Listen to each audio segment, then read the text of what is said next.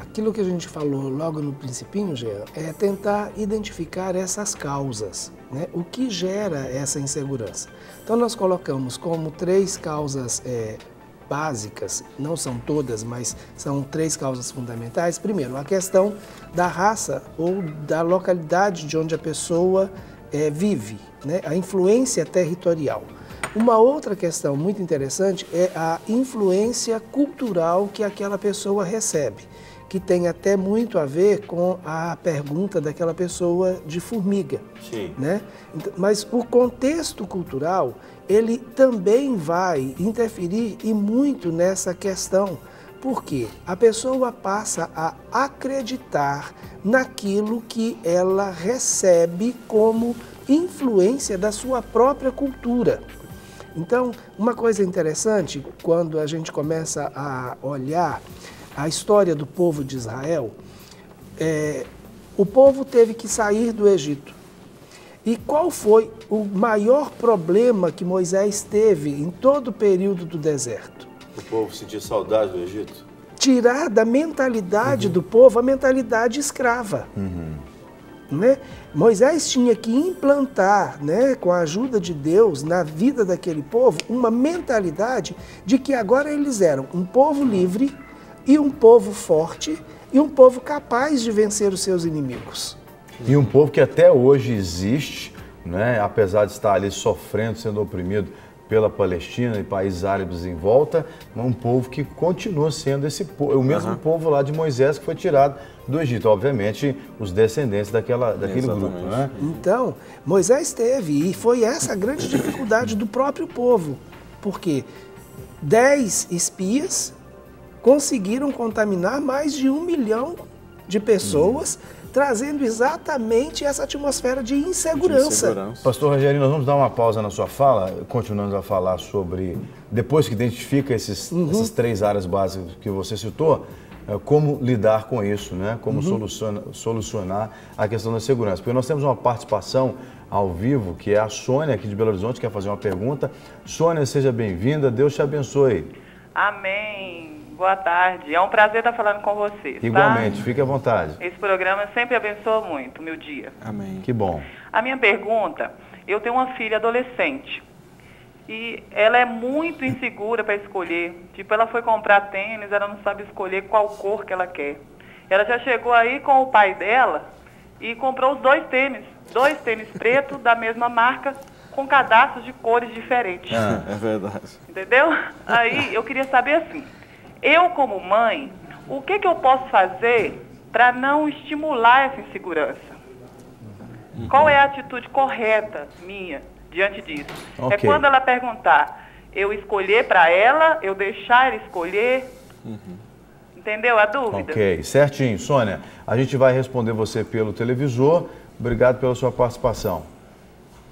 Obrigada. Tá bom. Ô Sônia, olha só, você falou que a sua filha é adolescente, né?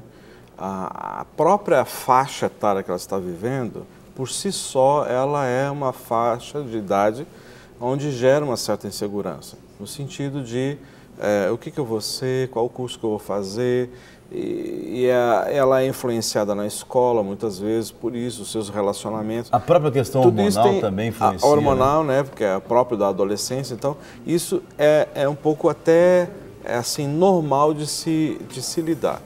Agora, o mais complicado um pouquinho é se a pessoa já tem então essa formação, já tem uma certa idade, né? E eu vou te dizer assim um exemplo muito claro que é o meu próprio exemplo.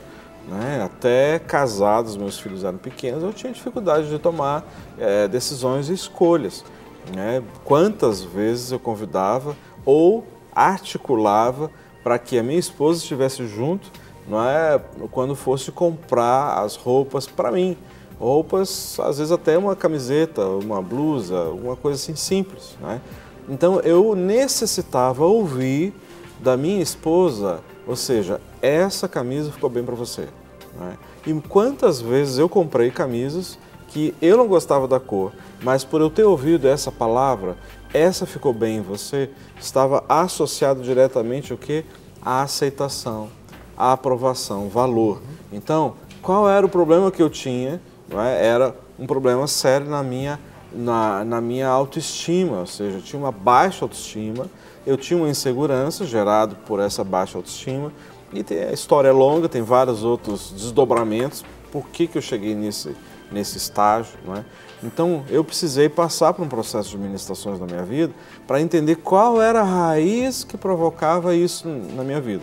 Eu fui detectar depois de algum tempo, eu não trabalhava nessa área ainda, né? Esse foi o start, né?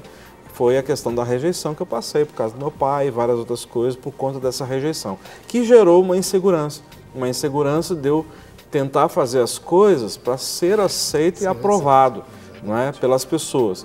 E principalmente daquela pessoa que vivia comigo do meu lado, quem eu amava, e são essas pessoas que têm esse poder, né, forte de marcar e também restaurar, não é? Então, é esse processo. Então, graças a Deus, hoje eu não preciso mais ir comigo. Hoje eu compro as coisas e decido, né, no que diz respeito a mim. Não porque também não precise da opinião dela, é importante, mas não assim essa determinação a ponto de vestir a roupa, ir lá fora do provador. E aí, meu bem, o que você achou? Ah, disse, não sei, acho que o vermelho não fica muito bem para você. E eu gostei do vermelho. Ah, então eu ia e experimentava outra camisa, outra. Aí ia lá, e aí, meu bem? Ah, essa roxa ficou bem melhor. Aí acabava levando da roxa e deixava o vermelho, né? E assim, é um exemplo simples. Mas é importante você detectar isso aí, né? Um pouco é da idade. Agora você precisa avaliar se tem algumas outras coisas mais. Eu queria complementar, Jean, porque essa questão dessa pergunta tem a ver com o fator cultural, a necessidade que, principalmente na questão da adolescência, é extremamente forte, que é a aceitação do grupo. Ela tem uma necessidade de ser aceita pelo grupo. Agora, com relação a fazer a escolha para ela, essa não é a melhor opção. Não é não. Senão você vai continuar sempre fazendo as escolhas no lugar dela. Isso. Então, trabalhar a autoestima, trabalhar essa questão se tem ou não uma questão de rejeição e estimulá-la, né, a tomar as decisões. E mesmo que, e isso é muito importante, principalmente na questão da adolescência, a opinião, mesmo não verbal, quando nós demonstramos que não gostamos de determinadas coisas que os nossos filhos estão usando, mas que eles gostaram. Então, isso é uma coisa que nós também precisamos vigiar. Então, se você não aprova o uso de determinados modelos, converse claramente, mas não demonstre isso de uma maneira onde ela não vai entender uma motivação razoável. Exato. Né? Senão ela pode entender, senão ela pode entender como sendo rejeitada pela roupa que ela está usando.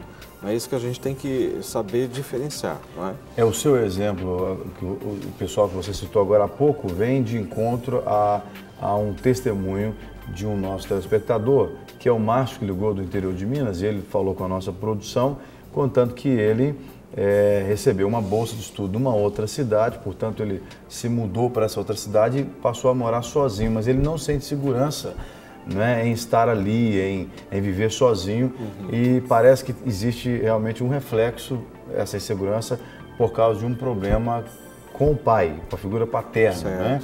E aí, de repente, você poderia reforçar, já caminhando para o fechamento aqui do nosso tema de hoje, sobre como resolver depois que se identifica essas influências que promovem insegurança. E essa rejeição, especificamente, então, relacionada a mim, estava toda ela fundamentada na figura do meu pai, porque ele foi o agente de rejeição, ou seja, ele não queria minha gestação, não queria minha gravidez, insistiu para que a minha mãe, então, abortasse naquele período, não é? Então, assim, minha mãe disse, não, eu quero ter 3 filhos, voltei, e ela sustentou essa gravidez, né? Então, na realidade, eu nasci, obviamente, foi autorização divina, mas, humanamente falando, quem quis essa gestação foi minha mãe. Então, consequentemente, me tornei muito dependente emocionalmente da minha mãe, né? Então, muitas vezes, esse fator de paternidade, que a gente tem trabalhado muito, o pastor Rogerinho ministra com muita sabedoria e graça, essa questão da paternidade, como ela é importante para justamente estabelecer na vida do filho ou da filha 2 coisas básicas, que muitas vezes os pais desconhecem. Uma é a identidade, quem eu sou, no caso dos filhos, e a segunda coisa, a bênção do pai libera o destino pelo qual esse filho está vivendo aqui hoje. Então, quando o pai não abençoa, consequentemente, o destino desse filho ou filha, ele vai ser afetado. Agora, quando o pai abençoa, ou o pai separa o erro que qualquer um comete da identidade do filho, não é? Então, isso faz toda a diferença, né? Meu pai não tinha essa sabedoria, né? E a gente acaba errando. Mas, graças a Deus, por Jesus, que tem conserto. Né? E vamos, então, para fechar, se a pessoa tem essa insegurança baseada nesse relacionamento com os pais, e os pais não têm esse discernimento espiritual, porque só a vida com Jesus é que promove isso, como é que essa pessoa, então, pode sair desse casulo de insegurança, de medo, né? Jean, aí nós temos o terceiro aspecto, que é o espiritual. Há demônios específicos que geram insegurança. Então, o que a pessoa vai fazer para sair desse casulo? Primeiro, ficar livre das influências desses espíritos que trazem e geram insegurança, se refugiando no Senhor. E aí nós temos o que nós poderíamos dizer a válvula mais importante para sair desse lugar. É exatamente se refugiar no Senhor e receber a paternidade e a confirmação desse amor e dessa paternidade em Deus.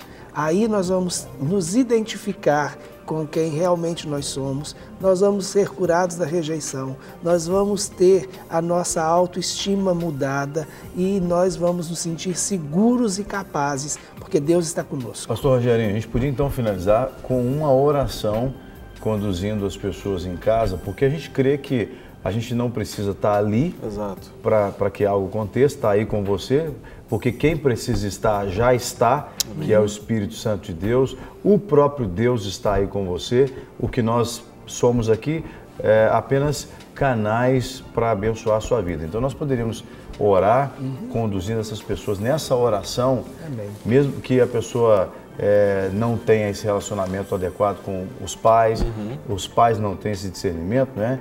Por meio de uma oração nós podemos levar essas pessoas a crer nisso, que Deus vai trabalhar de forma diferente. Amém. Senhor Deus, o Senhor Jesus disse que no mundo nós teríamos aflições, mas Ele também disse, tendes bom ânimo, porque eu venci o mundo. Amém, Senhor. E Ele também disse que estaria conosco todos os dias, até a consumação dos nossos dias. Então, Senhor, nós não precisamos temer nada, nós não precisamos andar inseguros, nós não precisamos, Senhor, ter dificuldades para tomar decisões, porque a decisão mais importante que nós podemos tomar é aquela de ir em direção ao Senhor. E é isso que eu peço agora para cada uma das pessoas que nós estamos alcançando, que você possa, no nome de Jesus, tomar a melhor, a maior e a mais importante decisão da sua vida.